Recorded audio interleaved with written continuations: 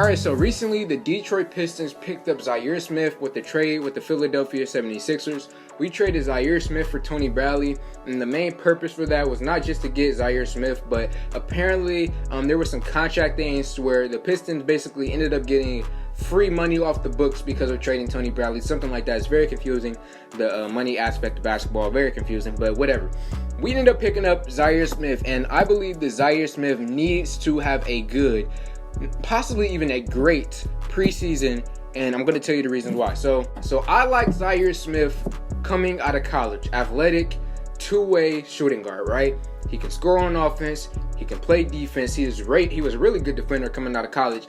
A lot of hype was on him, but he ended up getting hurt, and then he ended up getting shafted in the Sixers rotation, and then he was basically forgotten about, and then he ended up dropping to 160 pounds, if I remember correctly, 164, something like that. He dropped a whole lot of pounds, but now he's finally healthy. He's on our roster, and the reason why I believe that we need him to perform and ball out is because if he doesn't ball out, I don't believe he's gonna have a roster spot, because we got guys. We just picked up Wayne Ellington on a minimum deal. Wayne Ellington, when he was on the Pistons, played very well.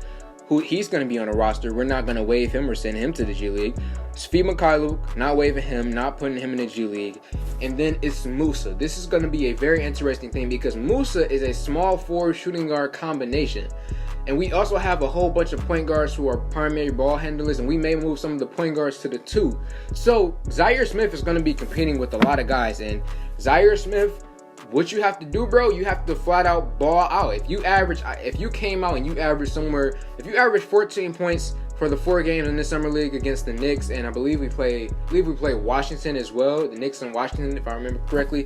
If you come out and you average 14 points against both of those teams, you will be guaranteed a roster spot. It's as simple as that.